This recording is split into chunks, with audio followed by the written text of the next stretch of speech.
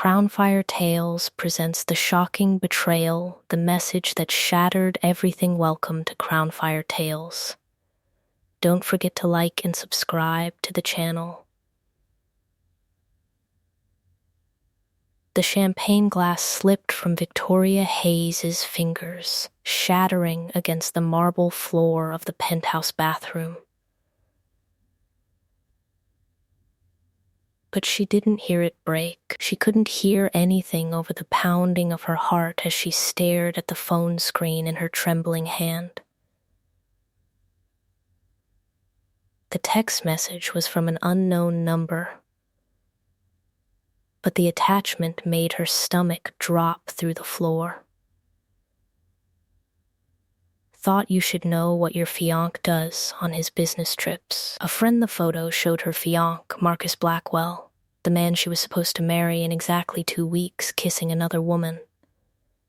But it wasn't just any woman. It was her sister, her own flesh and blood, Isabella. Victoria's legs gave out. She sank to the cold bathroom floor, her $10,000 Vera Wong engagement gown pooling around her like a white lake of broken dreams. Tonight was supposed to be their engagement party. Downstairs, 200 guests were celebrating a love story that was apparently nothing but a beautiful lie. 2 hours earlier, the perfect life Victoria had always believed in fairy tales. Maybe that was her first mistake. Standing in front of the floor-to-ceiling mirror in the master bedroom of Marcus's Upper East Side penthouse, she had looked like a princess. Her honey-blonde hair was styled in elegant waves. Her green eyes sparkled with happiness, and the massive diamond on her finger caught the light with every movement. "You look absolutely stunning," Isabella had said, walking into the room with a champagne flute in each hand. Her younger sister wore an emerald green dress that hugged her curves perfectly. Isabella had always been the beautiful one, the wild one, the one who could have any man she wanted. "Thank you for being here, Bella," Victoria had said, pulling her sister into a hug. "I know we haven't always seen eye to eye, but having you as my maid of honor means everything to me." Isabella's smile had been perfect. Too perfect. "I wouldn't miss it for the world, Vicky. Marcus is one of a kind." The way she said his name should have been a warning. The slight pause, the look in her eyes. But Victoria had been too happy to notice the poison hidden beneath the honey. The perfect man, Marcus Blackwell, was everything Victoria had ever dreamed of. At 35, he was a self-made billionaire who had built his tech empire from nothing. He was devastatingly handsome, with dark hair that always looked artfully messy, sharp blue eyes, and a smile that could make her forget her own name. They had met 2 years ago at a charity gala. Victoria had been there representing her family's foundation, and Marcus had been the guest of honor. He had walked straight up to her, ignoring every other woman in the room, and said, "I don't believe in love at first sight, but I'm willing to be proven wrong if you'll have dinner with me." 6 months later, he proposed on a private beach in the Maldives, with a ring that cost more than most people's houses. Her parents loved him. Her friends envied her, and Isabella had always been suspiciously interested in every detail of their relationship. The party begins. The engagement party was being held in the penthouse's grand ballroom. Crystal chandeliers cast a warm glow over the crowd of Manhattan's elite. Politicians, celebrities, business moguls, everyone who was anyone had come to celebrate. Victoria had descended the grand staircase to applause, with Marcus waiting at the bottom in his custom Tom Ford tuxedo. He had taken her hand and kissed it, his eyes never leaving hers. "You're the most beautiful woman I've ever seen," he whispered. "You say that every day," she laughed. "And I'll say it every day for the rest of our lives." The words that should have filled her with joy now felt like shards of glass in her memory. The first crack, it was her best friend, Olivia, who had planted the first seed of doubt. "Vicky, can I talk to you for a second?" Olivia had pulled her aside during the cocktail hour, her face unusually serious. "What's wrong?" "It's probably nothing, but—" "I saw Marcus and Isabella earlier. They were in the library, and the door was closed. When I opened it to look for you, they jumped apart like—" "Like what?" Victoria's voice had been sharp, like they didn't want to be seen together. And Isabella's lipstick was smudged. Victoria had laughed it off. "Olivia, you're being paranoid.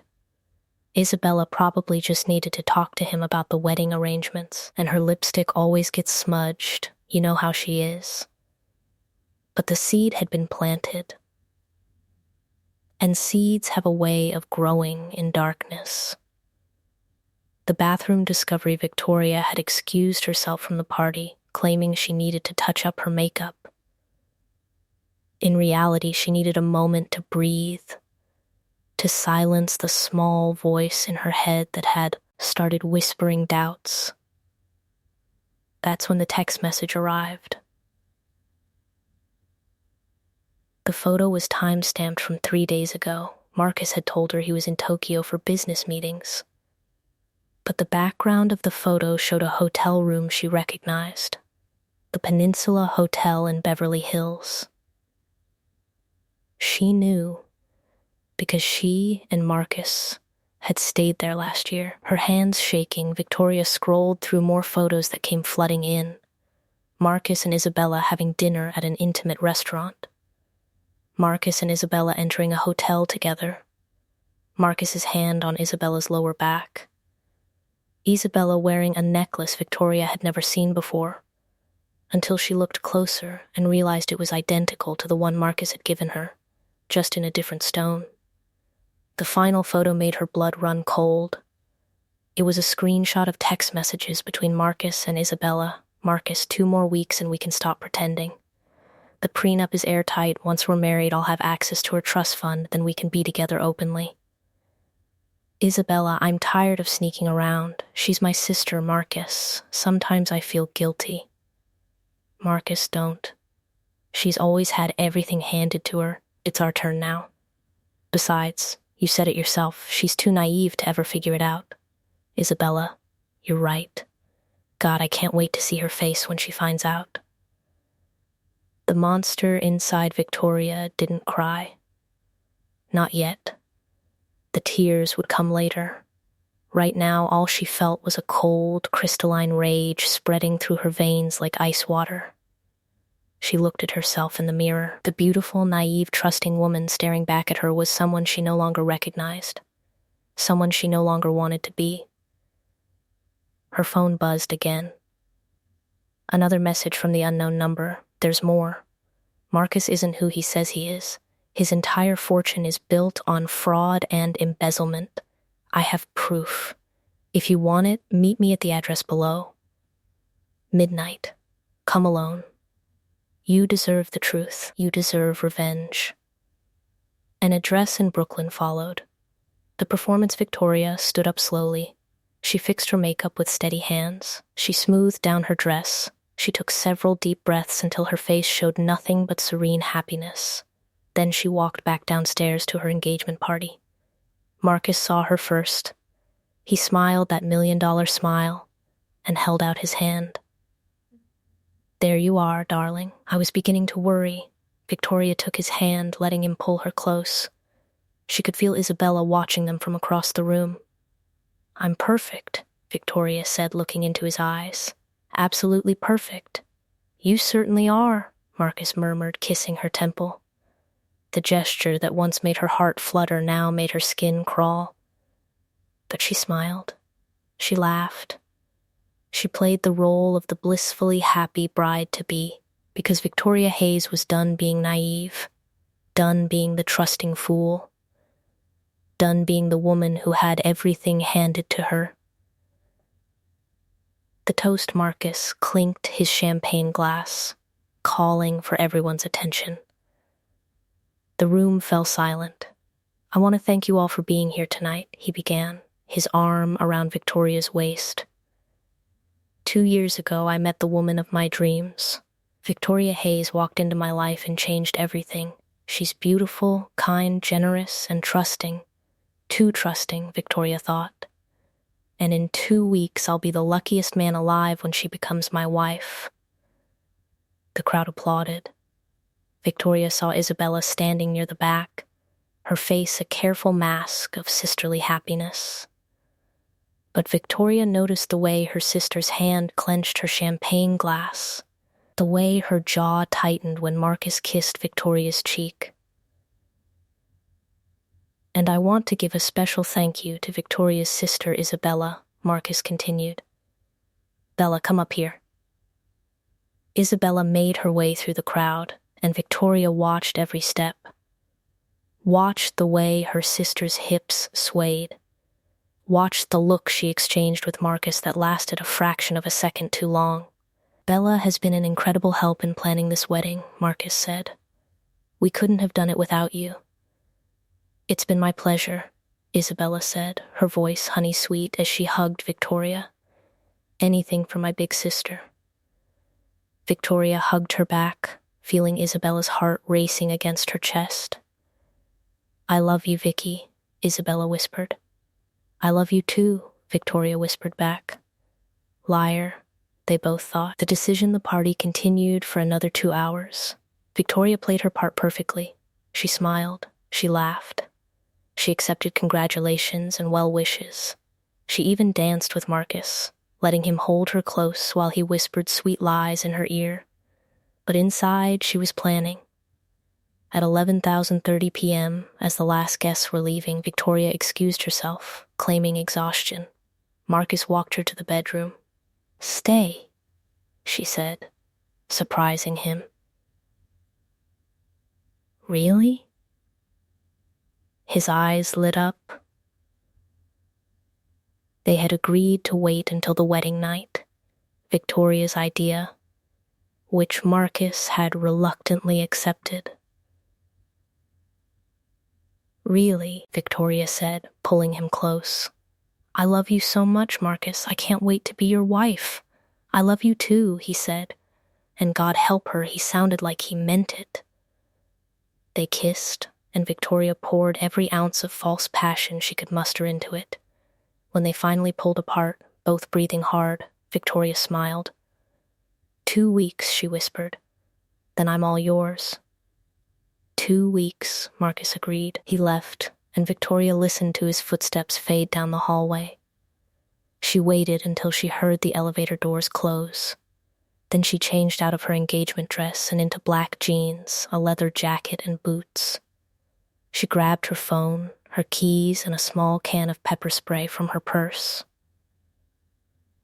At 11:55 p.m., Victoria Hayes walked out of the penthouse. By 12:15 a.m., she was standing in front of a nondescript warehouse in Brooklyn, staring at a door that could lead to either her salvation or her destruction.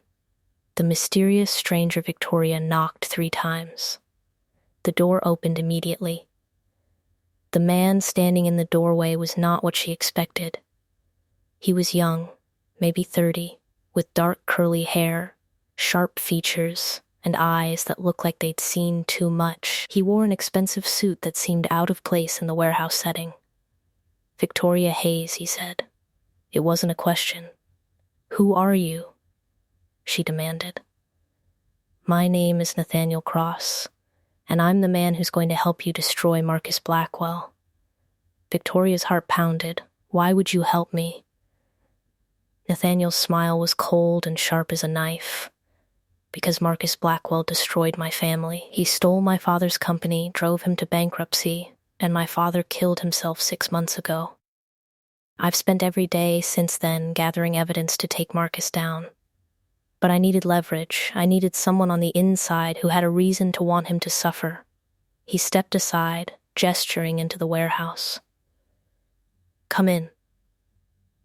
I'll show you everything. And then Victoria Hayes. We're going to make them both pay. Victoria looked into the darkness of the warehouse. She thought about Marcus's lies, about Isabella's betrayal, about the life she thought she had that turned out to be nothing but an elaborate con. She stepped inside. The door closed behind her with a final, decisive click. To be continued. What secrets does Nathaniel know about Marcus? Will Victoria go through with her revenge? And what will Isabella do when she discovers her sister knows the truth? Heartbreak and revenge, the evidence the inside of the warehouse was nothing like Victoria expected. Instead of empty space and shadows, she found herself in a sophisticated command center. Computers lined one wall, their screens displaying financial documents, surveillance footage, and what looked like detailed dossiers on dozens of people. Nathaniel led her to a conference table covered in folders. Sit, he said, not unkindly. This is going to take a while. Victoria sat, her hands folded in her lap to keep them from shaking. Show me. Nathaniel opened the first folder. Inside were financial records, bank statements, and legal documents. Marcus Blackwell isn't a self-made billionaire. He's a con artist. His tech empire is built on stolen intellectual property and embezzled investor funds. He spread out the documents like a dealer spreading cards. 5 years ago, he worked for my father's company, Cross Technologies. My father mentored him, treated him like a son. In return, Marcus stole our proprietary software, rebranded it, and launched his own company. When my father tried to sue, Marcus had already covered his tracks with shell corporations and offshore accounts. Victoria stared at the evidence, her mind racing. But his company is publicly traded. How has no one discovered this? Because Marcus is brilliant at manipulating people, Nathaniel said bitterly. He's got politicians in his pocket, journalists on his payroll, and a team of lawyers who specialize in making problems disappear. My father couldn't fight him. The stress, the shame, the financial ruin, it killed him. Nathaniel's voice cracked slightly on the last word, and Victoria saw the raw pain in his eyes. Here was someone who understood her betrayal, her rage, her need for justice. The truth about Isabella, what about my sister? Victoria asked quietly. How long has this been going on? Nathaniel pulled up a different folder, this one thicker than the others. Isabella first contacted Marcus 18 months ago, 3 months after he proposed to you. Victoria's stomach churned. 3 months. They'd been lying to her face for over a year. At first, it seemed like innocent flirtation, Nathaniel continued, pulling out printouts of text messages and emails. But it escalated quickly. By month 4, they were meeting in hotels. By month 6, they were planning how to get access to your trust fund. He showed her more evidence. Photos of Marcus and Isabella together. Credit card receipts from expensive dinners and hotel rooms. Text messages that grew progressively more intimate and calculating. Isabella, she trusts me completely. Poor Vicky has no idea that her perfect life is a complete illusion. Marcus, your sister is useful, but you're the one I want. Once I have her money, we can disappear together. Paris, maybe, or Barcelona. Isabella, what if she finds out before the wedding? Marcus, she won't. Victoria sees what she wants to see. She's always been that way, blind to reality, living in her fairy tale world. It's what makes her such an easy mark. Victoria's hands clenched into fists. They think I'm stupid. They think I'm weak. They think you're predictable, Nathaniel corrected, which is exactly what we're going to use against them. The plan. Nathaniel pulled out a large whiteboard and began sketching out a timeline. We have 2 weeks until the wedding. Here's what we're going to do. He drew a series of connected boxes and arrows. First, we need to secure your assets. Tomorrow, you're going to quietly transfer your trust fund into a new account that Marcus can't access. We'll make it look like a routine investment restructuring. Won't he notice? Victoria asked. Not if we're careful. Your financial advisor is a man named Robert Chen, correct? When Victoria nodded, Nathaniel continued. Chen is clean, I've already checked. We'll work with him to make the transfers look legitimate. Second, Nathaniel drew another box. We need to gather more evidence. I need you to continue playing the happy bride. Go to your dress fittings, finalize the wedding plans, smile for the cameras. But while you're doing that, you're also going to be my inside source. He handed her a small device that looked like a tube of lipstick. This is a recording device. Whenever you're alone with Marcus or Isabella, keep it nearby. We need them on tape discussing their plans. Victoria took the device, feeling its weight in her palm. What's the end game? Public humiliation? Nathaniel's smile was dark and full of promise. Better. We're going to let them think they've won. Let the wedding proceed. Let Marcus think he's about to access your fortune. And then, at the moment of his greatest triumph, we destroy him completely. The double life the next 2 weeks were the hardest of Victoria's life. Every morning she woke up and put on the mask of the blissful bride-to-be.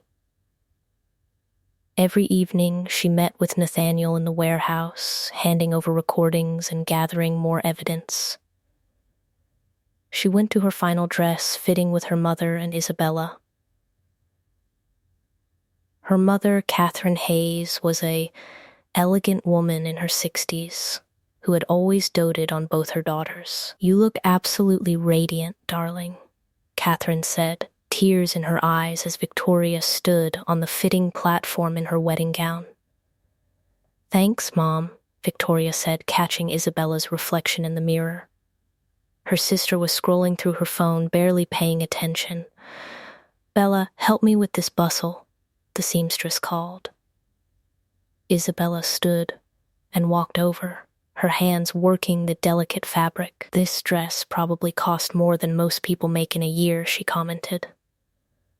The Blackwell wedding needs to be perfect, Catherine said. Marcus's family has such high standards. Oh, Marcus's family, Isabella said, and there was something in her tone that made Victoria look at her sharply. Yes, they certainly do have standards. What does that mean? Victoria wondered. But she kept her face neutral. That night, she handed Nathaniel the recording from the fitting room. He listened, then played it back for her, isolating Isabella's voice. Listen to the emphasis, Nathaniel said.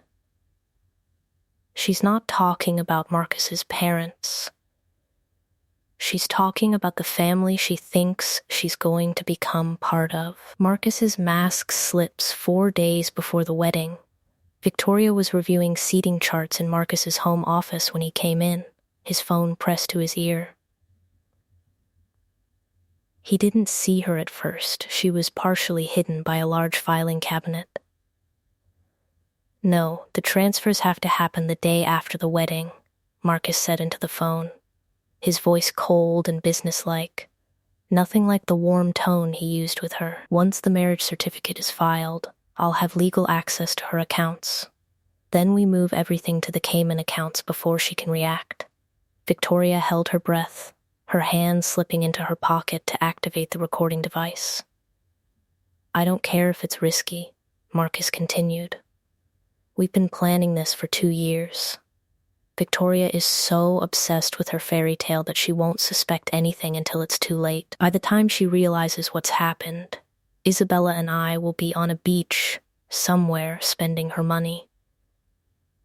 He laughed, a sound that made Victoria's blood run cold.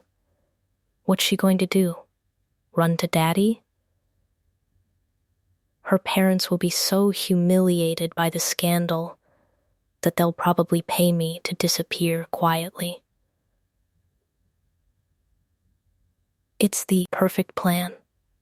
Marcus ended the call and turned around, finally noticing Victoria. His entire demeanor changed instantly. The cold businessman vanished, replaced by the loving fiancé. "Darling, I didn't know you were here," he said, crossing the room to kiss her. "How long have you been waiting?" "Just a few minutes," Victoria lied smoothly. "I was finalizing the seating chart. Is everything okay? You sounded stressed on that call." "Just business," Marcus said, waving it off. "Nothing for you to worry about. How's the planning going?" They spent the next hour discussing wedding details, and Victoria played her part perfectly. But inside, she was screaming. Isabella's confession 2 nights before the wedding, Isabella came to Victoria's apartment. It was late, after midnight, and her sister was drunk. "Vicky," Isabella slurred, stumbling into the living room, "I need to talk to you." Victoria helped her sister to the couch, her recorder already activated. "What's wrong, Bella?" "I'm a terrible person," Isabella said, tears streaming down her face. "The worst sister in the world. Is she actually going to confess?" Victoria thought, her heart pounding. "You're not terrible," Victoria said gently. "What's going on?" Isabella hiccuped. "I did something unforgivable. But I can't stop. I don't want to stop. Bella, you're scaring me. What did you do?" Isabella looked at her with red, swollen eyes. "If I tell you, you'll hate me. Everyone will hate me." "I could never hate you," Victoria lied. "You're my sister. That's what makes it so much worse," Isabella whispered. Then she passed out. Victoria stared at her sister's sleeping form, feeling a complex mixture of rage and something that might have been pity. Isabella was weak, selfish, and cruel, but she was also clearly drowning in guilt. Good, Victoria thought coldly. She should feel guilty. She covered Isabella with a blanket and took her phone. It was unlocked. Victoria scrolled through the messages, taking screenshots of everything and sending them to Nathaniel. The messages were worse than she'd imagined. There were photos of Isabella wearing lingerie with captions like "Can't wait to see you tomorrow." There were messages about how they were going to spend Victoria's money. There were even discussions about having children together, Isabella and Marcus playing house with stolen funds. The final message was time-stamped from earlier that evening. "Marcus? Cold feet?" Isabella, "No. Just, Vicky's been so happy lately, so trusting. It makes me feel like a monster. Marcus, you're not a monster. You're finally taking what you deserve. Your sister has coasted through life on your parents' money and their love. You've always been in her shadow. This is your turn to shine. Isabella, you're right. I deserve this. We deserve this. Marcus, that's my girl. One more day and everything changes. I love you. Isabella, I love you too."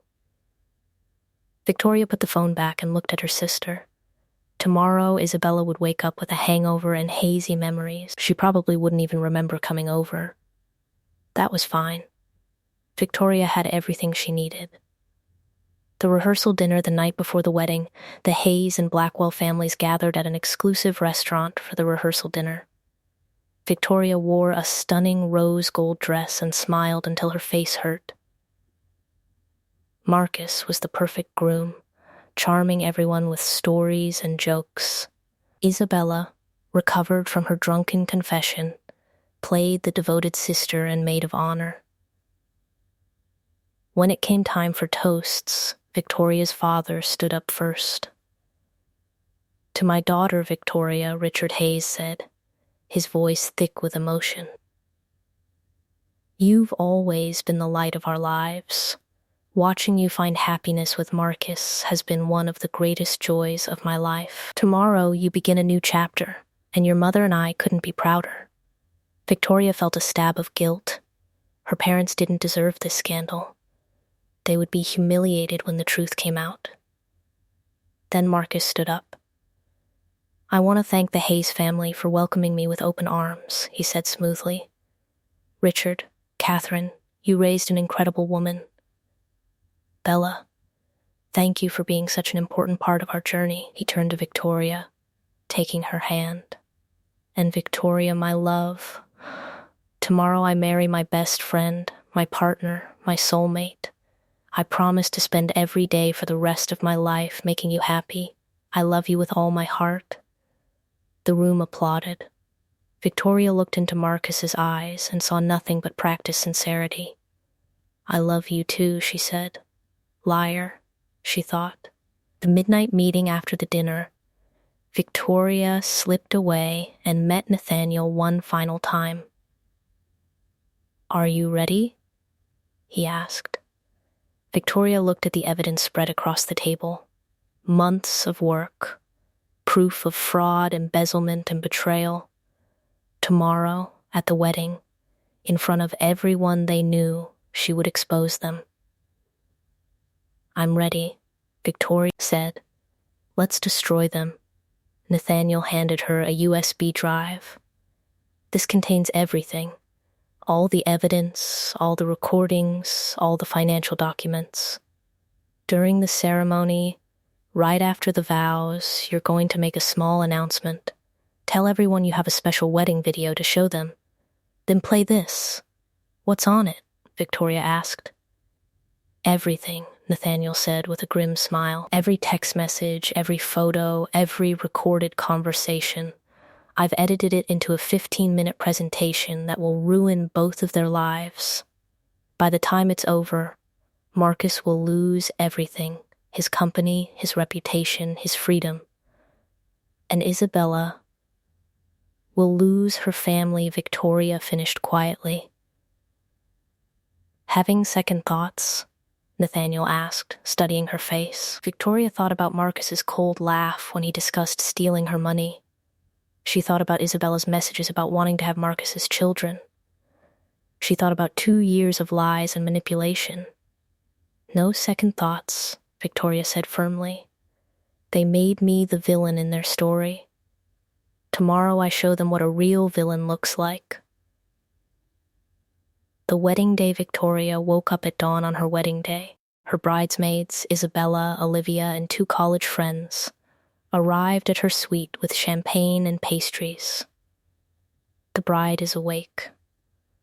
Olivia sang, opening the curtains to let in the morning light. Victoria smiled and accepted a glass of champagne. Her last day as Victoria Hayes. Tomorrow she would either be Victoria Blackwell or the woman who burned her own wedding to the ground. No, she corrected herself. Tomorrow I'll be free. Isabella helped her into the wedding dress, their eyes meeting in the mirror. "You look beautiful, Vicky," Isabella said softly. "Thank you," Victoria replied. "I couldn't have done any of this without you, Bella." The lie tasted like ash in her mouth. As the makeup artist worked on her face, Victoria's phone buzzed with a text from Nathaniel. "Everything is in place. The USB is in the sound system. Are you sure you want to do this?" Victoria typed back with steady fingers, "I've never been more sure of anything in my life." The ceremony begins. The wedding was being held at the Plaza Hotel, in a ballroom that had been transformed into a winter wonderland. White flowers, crystal chandeliers, and candlelight created an atmosphere of elegant romance. 300 guests filled the seats: family, friends, business associates, and media. This was the society wedding of the year, and everyone who was anyone had come to witness it. Marcus stood at the altar in his tuxedo, looking like every woman's dream. When the music began and Victoria appeared at the back of the ballroom on her father's arm, his face lit up with what looked like genuine love. He's that good of an actor, Victoria thought as she walked down the aisle. Or maybe he's convinced himself the lie is real. She passed her mother, who was crying happy tears, past family friends who had known her since she was a child, past Isabella, who stood at the altar in her emerald bridesmaid dress, her face a perfect mask of sisterly joy. When Victoria reached the altar, her father kissed her cheek and placed her hand in Marcus's. "Take care of her," Richard said. "I will, sir," Marcus promised. Another lie, Victoria thought. The officiant began the ceremony. The traditional words washed over Victoria like meaningless noise. She responded at the appropriate moments, her voice steady. "Do you, Marcus Blackwell, take Victoria Hayes to be your lawfully wedded wife?" "I do," Marcus said, and he sounded like he meant it. "And do you, Victoria Hayes, take Marcus Blackwell to be your lawfully wedded husband?" Victoria looked into Marcus's eyes. She saw her future there, the life she was supposed to have, the children they would have raised, the years they would have spent together, all of it built on lies. "I do," Victoria said clearly. The officiant smiled. "Then, by the power vested in me—" "Wait," Victoria interrupted, her voice cutting through the romantic atmosphere like a knife. "Before you pronounce us married, I have something I need to share with everyone." Marcus's smile faltered slightly. "Darling, what—" "It's a wedding video," Victoria said loudly, so everyone could hear. "A special tribute I made for Marcus and Isabella. I think everyone should see it." She nodded to the sound technician, who was actually one of Nathaniel's associates. The lights dimmed, a screen descended from the ceiling, and Victoria's revenge began. To be continued. What happens when the video plays? How will Marcus and Isabella react? And will Victoria's revenge bring her peace or destroy her too? The ultimate payback. The screen lights up. The first image that appeared on the massive screen was innocent enough. A photo of Victoria and Marcus on their first date, smiling at the camera. The guests murmured appreciatively, expecting a sweet montage of the couple's relationship. Marcus relaxed slightly, though Victoria noticed the way his jaw clenched. Isabella, standing at the altar with the other bridesmaids, had gone pale. Then the video changed. The screen split into two sections. On the left, text messages between Marcus and Isabella began scrolling. On the right, date-stamped photos appeared. Marcus and Isabella entering hotels, having intimate dinners, kissing in parking garages. The ballroom fell silent. 300 guests stared at the screen in stunned disbelief. "What is this?" Marcus hissed, grabbing Victoria's arm. "Turn it off. Turn it off right now." Victoria pulled her arm free, her voice loud enough for everyone to hear. "Why? I thought everyone should see the real story of our relationship. After all, a wedding is about truth and commitment, isn't it?" The video continued. Audio recordings began to play. Marcus's voice, cold and calculating, discussing how he planned to access Victoria's trust fund. Isabella's voice, giggling as she talked about spending Victoria's money on a villa in Barcelona. Victoria's mother gasped. Her father stood up, his face turning red with rage. Marcus Blackwell, the recorded voice continued, isn't even his real name. He was born Marcus Bellini, a con artist with a record of financial fraud in 3 states. He legally changed his name 5 years ago after stealing proprietary software from Cross Technologies. The screen now showed legal documents, bank records, and police reports. Nathaniel had done his homework. Every claim was backed by irrefutable evidence. Marcus breaks Marcus's careful mask shattered. He lunged for the sound system, but 2 security guards, also planted by Nathaniel, blocked his path. "You bitch," Marcus snarled at Victoria, his handsome face twisted with fury. "You stupid, ungrateful bitch. I gave you everything. You gave me nothing but lies," Victoria said calmly, though her heart was pounding. "Everything about you is fake. Your name, your fortune, your love, all of it is a con. I loved you." Marcus shouted, and for a moment, Victoria almost believed him. "Maybe it started as a job, but I fell for you. We could have been happy." "You loved my money," Victoria corrected. "You loved what I could give you. You never loved me." The video reached its climax. Text messages discussing the timeline of the con, how they would drain Victoria's accounts immediately after the wedding, how they planned to disappear together. The final message appeared on screen, enlarged so everyone could read it. Isabella. "What if Vicky finds out?" Marcus. "She won't. Victoria is too stupid and too trusting. She's always been an easy mark. Her fairy tale life has made her blind to reality." Isabella's breakdown. Vicky. Isabella's voice was barely a whisper. She stepped forward, tears streaming down her face. "Please, let me explain." "Explain what?" Victoria turned to face her sister. "Explain how you've been sleeping with my fiancé for 18 months? Explain how you plan to steal my inheritance? Explain how you laughed about me behind my back?" I never." Isabella's voice broke. "I'm sorry. I'm so sorry." Catherine Hayes stood up, her elegant composure shattered. "Isabella Marie Hayes, tell me this isn't true. Tell me you didn't betray your own sister." Isabella looked at her mother, then at Victoria, then at the 300 witnesses to her humiliation. She had no words. No lies smooth enough to cover this. "It just happened," Isabella finally whispered. "We didn't mean for it to, don't." Victoria's voice was ice. "Don't you dare say it just happened. You chose this. Every text, every meeting, every lie, you chose this. You looked me in the eye and told me you loved me while planning to destroy my life. I do love you." Isabella sobbed. "You're my sister." "No," Victoria said quietly. "A sister doesn't do what you did. A sister doesn't smile while stabbing you in the back." The police arrived, the ballroom doors opened, and 2 police officers walk in, followed by Nathaniel Cross. He looked around the room, his face showing grim satisfaction.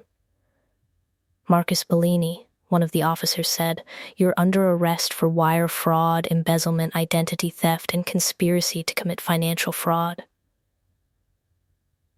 Marcus backed away, shaking his head. "You can't prove any of this. My lawyers, your lawyers, are the ones who tipped us off," Nathaniel interrupted, stepping forward. Turns out, when faced with conspiracy charges themselves, they were very willing to cooperate with the FBI. Marcus's face went white. You're Cross's son." "Nathaniel Cross," he confirmed. "And you destroyed my family. My father killed himself because of you. Did you think I would just let that go?" "This is entrapment," Marcus snarled. "This whole thing, Victoria was working with you. Victoria was gathering evidence of your ongoing criminal enterprise," Nathaniel corrected. "There's a difference. Everything she recorded, everything we collected, it's all perfectly legal evidence." The officers moved forward with handcuffs. Marcus fought, but they subdued him quickly. As they led him toward the door, he turned back to Victoria one last time. "I did love you," he said, and there was something in his eyes, regret, maybe, or just the desperation of a cornered animal. "Maybe not at first, but I did.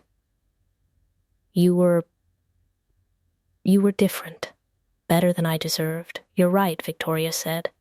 "I was better than you deserved. But that's the last time anyone will call me naive. The family fractures after Marcus was taken away. The ballroom erupted in chaos. Guests were shouting, reporters who had been covering the society wedding of the year were frantically taking notes, and the Hayes family was imploding. How could you? Catherine Hayes grabbed Isabella's arm. How could you do this to your sister? To this family? I didn't mean. Isabella's face was a mess of mascara and tears. Mom, please don't. Richard Hayes's voice was cold with a fury Victoria had never heard before. Don't say another word, Isabella. I don't want to hear your excuses. Dad, Isabella reached for him, but he stepped back as if she were contagious. You're no daughter of mine, Richard said, and the words hit like bullets. What you did, the betrayal, the lies, the cruelty, I don't know you. I don't want to know you. That's not fair. Isabella's voice rose to a shriek.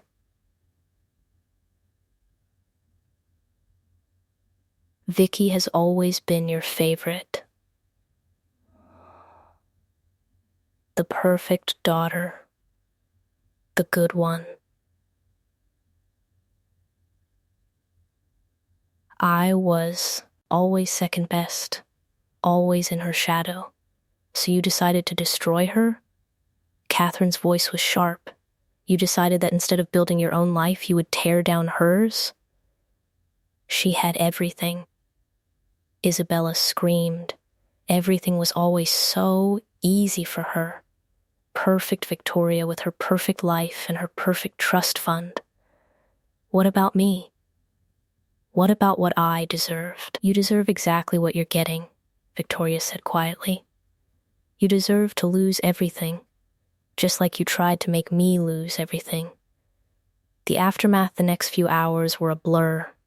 The wedding guests dispersed, carrying with them the scandal that would dominate New York society for months. The media descended like vultures, turning the Plaza Hotel into a circus. Victoria sat in a private room with her parents, Nathaniel, Olivia, and her lawyer, Robert Chen. The good news, Robert said, is that your assets are completely secure. We moved everything 2 weeks ago. Marcus never had access to a penny. And his company? Victoria asked. In freefall, Nathaniel reported with satisfaction. The stock dropped 60% when news of his arrest broke. His investors are filing lawsuits, his board has voted to remove him, and the FBI is seizing assets. By this time next week, Marcus Bellini will be bankrupt. Good, Victoria said, and she felt no guilt. Marcus had destroyed Nathaniel's father. He had tried to destroy her. This was justice. What about Isabella? Catherine asked quietly. What will happen to her? She wasn't charged with any crimes, the lawyer said. She was Marcus's accomplice in the planning stages. But she didn't actually commit fraud. However, her reputation is destroyed. I doubt she'll be able to show her face in society again.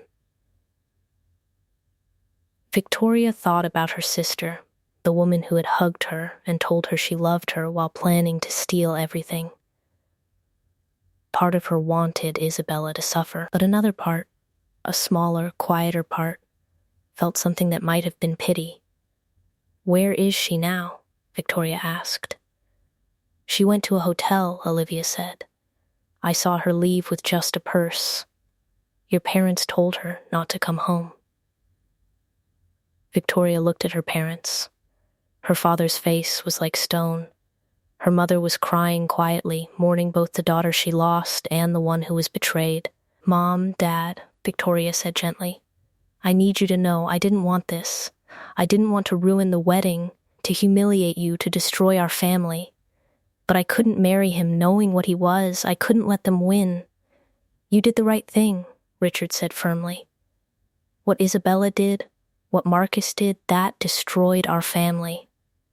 Not you. Never you. Catherine reached over and took Victoria's hand. I'm so proud of you, darling. You're stronger than I ever knew. The confrontation 3 days later, Victoria stood outside the shabby hotel in Queens where Isabella was staying.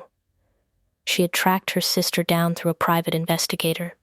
She told herself she didn't know why she was here, but that was a lie. She knew exactly why. She needed closure. Victoria knocked on the door of room 237. After a long moment, Isabella opened it. She looked terrible. No makeup, wearing sweats, her hair unwashed. The confident, beautiful woman who had stolen Victoria's fiancé was gone, replaced by this hollow shell. "What do you want?" Isabella's voice was hoarse. "To talk," Victoria said. "May I come in?" Isabella stepped aside wordlessly. The room was small and depressing, a far cry from the luxury both sisters had grown up with. "Nice place," Victoria said, immediately regretting the cruelty of the comment. "I'm sure you're enjoying this," Isabella said bitterly. "Seeing me brought low, watching me lose everything." "I am," Victoria admitted. "But not as much as I thought I would." Isabella laughed, a broken sound. "I'm homeless, Vicky. Our parents won't take my calls. My friends have all blocked me. I have $1,000 to my name. And Marcus," her voice cracked. "Marcus is claiming I seduced him, that I manipulated him into the con. He's trying to blame everything on me to reduce his sentence." Victoria absorbed this information. Despite everything, she felt a flicker of something that wasn't quite satisfaction.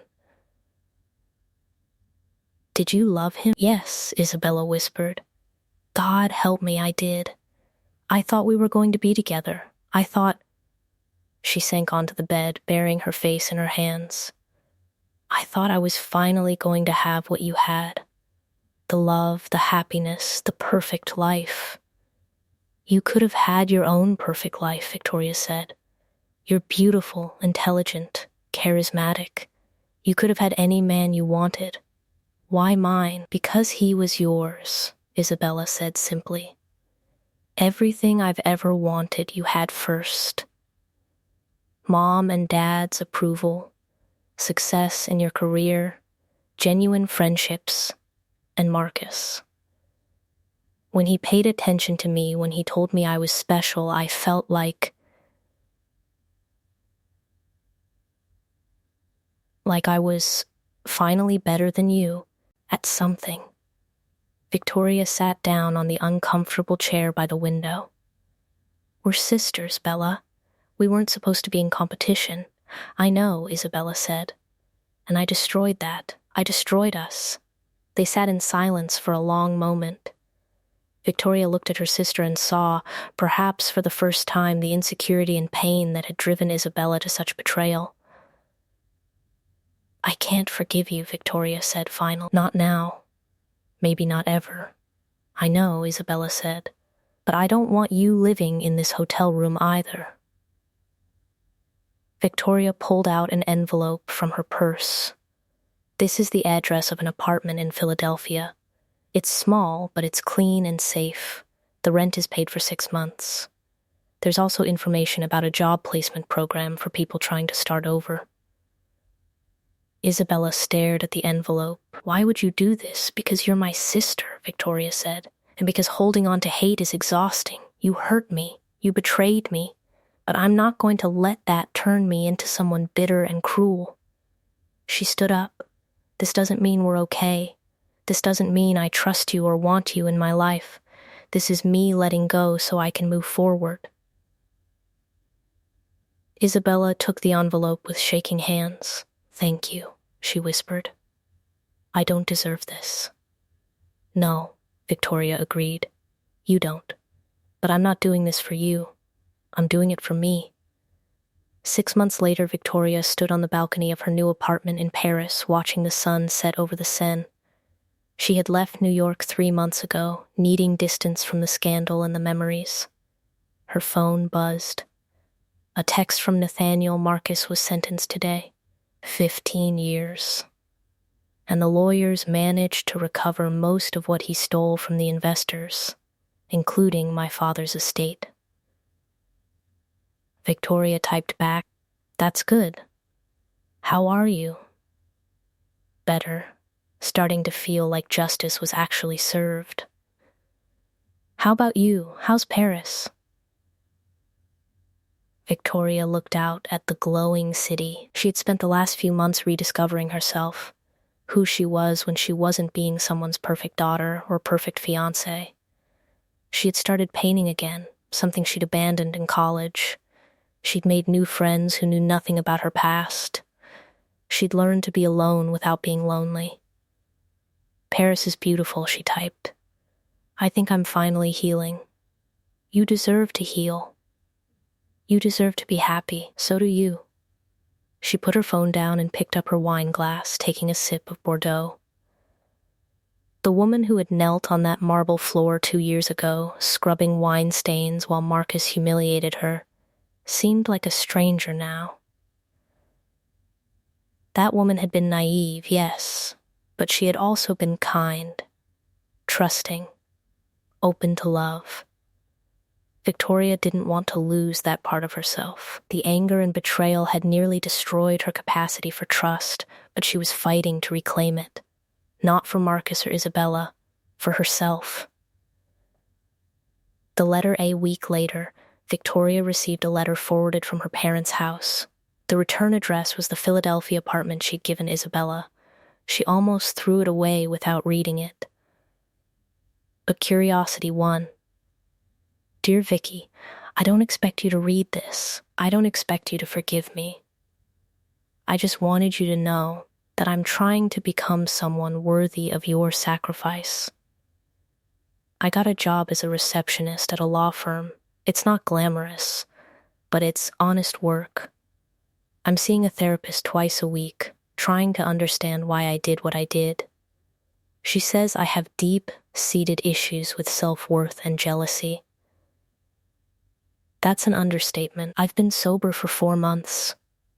I didn't realize how much I'd been drinking until I stopped. Turns out I was trying to drown my own guilt and self-hatred. The other day, a woman at work was talking about her sister. They were planning a trip together, laughing about childhood memories. I excused myself and cried in the bathroom for 20 minutes. That could have been us.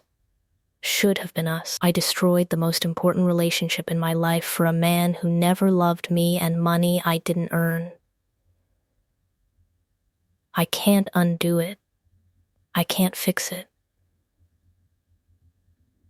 But I'm trying to at least understand it so I never hurt anyone like that again. I hope you're happy, Vicky. I hope you found peace. You deserve all the joy in the world. Your sister, if I can still call myself that, Isabella Victoria folded the letter carefully and put it in her drawer. She didn't know if she would ever reply. Maybe someday, maybe never. But the anger that had burned so hot for so long finally began to cool into something manageable. Not forgiveness, not yet. But acceptance. Acceptance that people are flawed, that love can be twisted into something ugly, and that betrayal doesn't have to define you. The ending, a new beginning 1 year after the wedding that never happened, Victoria returned to New York. Not to hide, but to face her past with her head held high. She attended a charity gala with her parents, wearing a stunning silver dress. As she entered the ballroom, she felt eyes on her. People still remembered the scandal. But she didn't care. She had learned that other people's opinions couldn't define her unless she let them.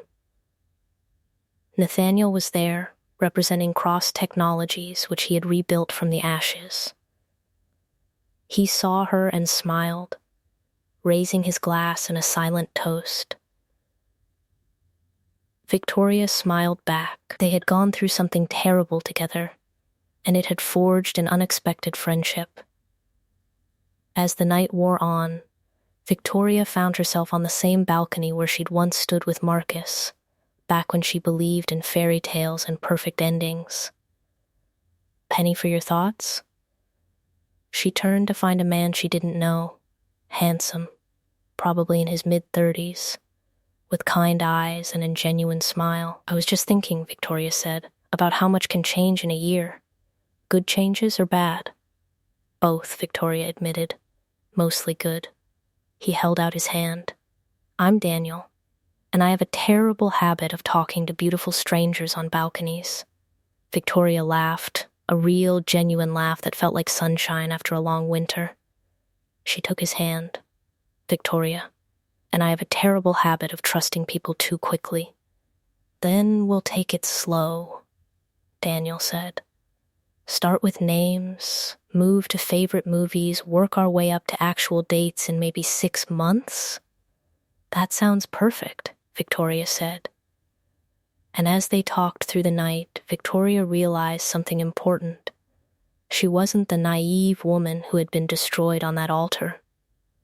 But she also wasn't going to let betrayal turn her into someone cold and cynical. She was Victoria Hayes, stronger, wiser, but still willing to hope, still willing to believe in new beginnings.